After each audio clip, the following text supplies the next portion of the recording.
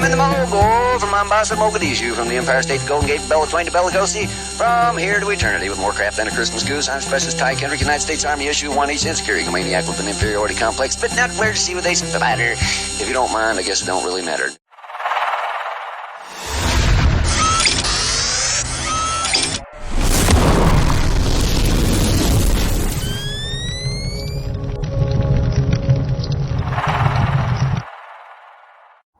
High-value target acquired.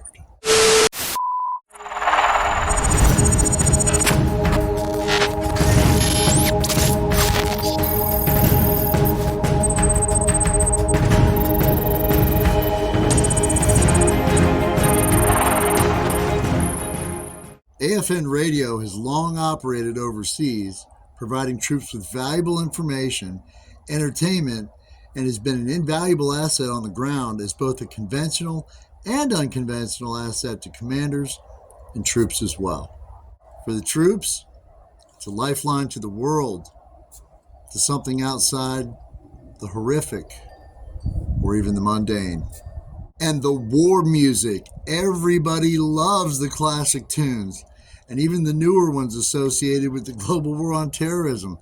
Sometimes those songs serve as benchmark moments for us. For example, the night of October 3rd, our Camp QRF for Sword Base was activated. That meant me. Hell, the whole country was on alert by then. I was hanging out downstairs in Bobby's Hooch before my guard shift. All the 4 horsemen were there. And a runner came in and I had to roll out. As I pushed open our makeshift plywood door, the kind that you attach a bottle of sand and 550 cord and hang over a nail to make it close automatically. Yeah, that kind. But I remember pausing at the irony of the song playing on AFN at that moment. It was 10,000 Maniacs because the night. Sometimes that war music calls it on the money, doesn't it? We quelled the attack on Sword Base that night, but not without leaving a few scars on our souls. Warfighter Nation, this search and recognition mission has its high-value target, arguably one of, if not the most badass warfighters I've ever come to know. Was it for all the medals he received, his acts of valor? Maybe he stacked more bodies than smallpox. To all of the above? Negative. Though the reasons are many and personal to me as they are for each and every warfighter who served in the Moog in 1993, because we had a force multiplier that I don't think even the Army planned on. In a hasty move one day, while, wait for it, scrubbing pots and pans on KP duty, this soldier, one of 4 specialists, E4s in his section, was approached by his captain who had a problem, and this problem needed an immediate solution. The young captain asked the soldier, now elbow deep in hot soapy water, if he wanted to start up a radio show for the UNISOM troops supporting the mission in Mogadishu. And his response was exactly what you think an E4 elbow deep in hot soapy water would be. Will it get me out of this shit? And so, my fellow Moog vets, that is when Specialist Ty Kendrick's Midday Mayhem in the Moog was born. As you heard in our new intro, with Ty's approval of course, we recreated it featuring Ty's Midday Mayhem in the Moog intro. And we couldn't be more blessed to honor the man himself during this, our 30th year anniversary series. I do have one particular memory regarding the one and only time I actually spoke to Ty while in country. It was 8 days after the battle. I was very young in my Army career, and I learned for the first time that we could be hit back. Every soldier in the country was shaken at some level. It was my first tour, and being a junior enlisted, I was selected to go on R&R in Mombasa, Kenya for 4 days. On October 11th. I got on the horn from the holding area to call AFN radio. When Ty picked up, I couldn't believe it, and I requested a song for my unit back at Sword Base. There was a very opening scene of Apocalypse Now feel about the country, and I chose Gary Wright's Dreamweaver. Seemed appropriate at the time. I was listening to it on my Sony Walkman from the holding area when they pointed out the plane that would take us to Mombasa and motioned for us to head that way. It was clearly open season on any American aircraft, so this was going to be an experience. It was an Army C-12 with 100-mile-an-hour tape blocking over the U.S. Army lettering, and right next to it, spelled out, also in duct tape, the letters UN. You can't make this stuff up. I've seen some pretty rednecked up stuff in the Army, but this was pretty epic. I looked at the plane and just laughed. I looked at the pilot, this Army major, and he just rolled his eyes and said, freaking UN. I don't think he really liked them duct taping his nice shiny general's plane. But we boarded, and all I could think of, wow, these guys really do travel in style. Leather seats, full comms workup, and so much more. This was the ultimate E4 Mafia moment. Major then told us to buckle up tight as we were in for a pretty intense takeoff. A combat takeoff, something like a corkscrew type, very tight. And Mogadishu looked very different from the air. More violence, more despair, just more of everything that wasn't good. I like this pilot. He had a sense of humor. And being the aviator, after all, he started chiming in on the headset. If you look out your left window, you'll see the city of Mogadishu, and that's when his joke was abruptly interrupted by an audible alarm.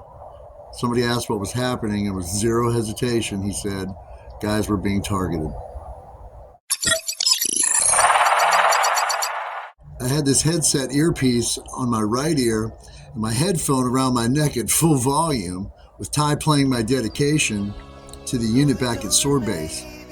Gary Wright was belting out the line, though the dawn may be coming soon, there still may be some time.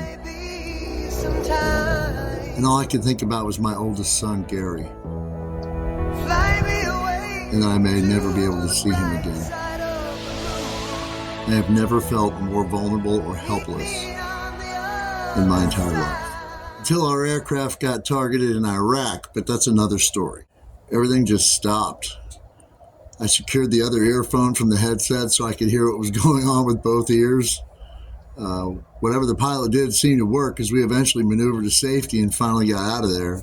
That pilot deserves so much more than a medal. If he's listening, God was watching, sir. Thank you. Many of you already know what it's like, but for those who haven't experienced something like that, I can't even accurately put into words what it's like to have an adrenaline dump like that while strapped into an aircraft seat and be absolutely helpless to do anything about it. That day broke my heart. I was 23, and those few moments would stick with me for a very long time. It's interesting how much power a song can have. Until just a couple of years ago, actually, I couldn't even hear that song without bawling. It reminded me of that fear of losing my son. And after all these years, I've learned to basically reassociate that song with other more positive memories. And I have my wife Helen to thank for that idea. This message is brought to you by O'Doul's, the official beer of General Order Number 1.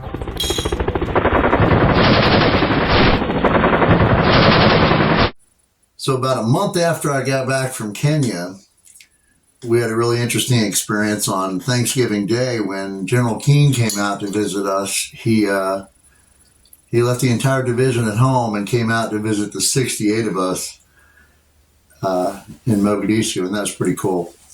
And then we also had something very special happen on Thanksgiving Day. Yes, very special. What was that? My oldest son, Cody, was born. Yes, he was. Yep. I remember like it was yesterday. It was a great day, and all of us were huddled up there crying and laughing and everything. And Oh, yeah. Yeah. Didn't have any cigars, though, but we all smoked a pack of cigarettes. Yeah, that was definitely good times. Your wife, Melissa, did something pretty special, too, didn't she? Yes. She sent a Mars message to AFN, Ty Kendrick, who played John Anderson's I Wish I Could Have Been There. Was not a dry eye in the room. And then the country, that was just insane how awesome that was. It was one of those moments you rarely get to see, much less get to experience. And when we got home, I actually have a picture to this day of Gary pushing, my oldest son Gary pushing Cody in a stroller down the street. And now they're all grown up. Yeah. You know? Gary's got his own kids. Yep. And Cody's a high-speed airline mechanic instructor. For Southwest Airlines. Damn, can that boy turn a wrench? Yeah. But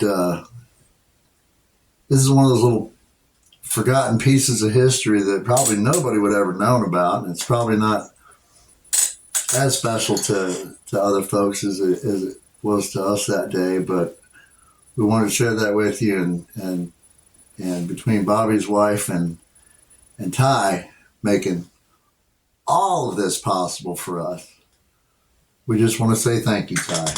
Thanks, Ty. Love you, brother. Thank you, Ty. It was an absolute pleasure speaking with you recently, and I can't wait to do it again.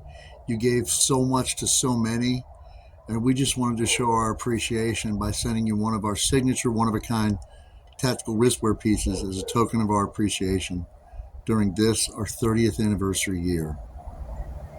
It was an honor to serve at the same time as you, and I think I speak for every warfighter who was there when I say that we love you, we thank you, and we can't wait to meet you one day. Still. And with that, we humbly present Madman of the Moog. Love you, brother. Our signature Armor of God braid. This divine phalanx offers 4 strands of interwoven cord representing the 4 books of the gospel. By far our most elaborate, strongest, and unbeatable braid, inspired by the sword of the Spirit in Paul's letter to the church at Ephesus.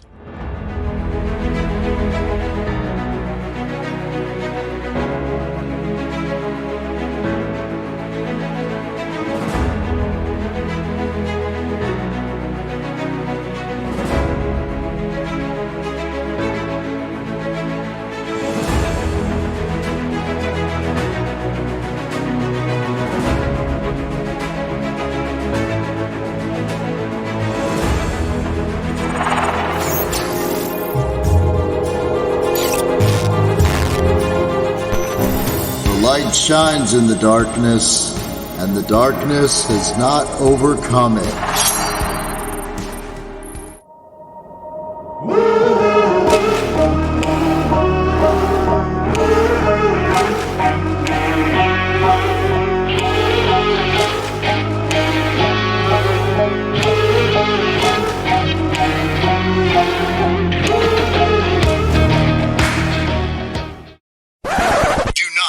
On exit 22, over.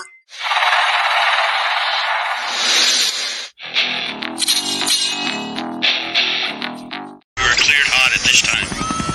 Smoke Vet 6, this is Smoke Jumper 7. Roger that. Next mission, time now.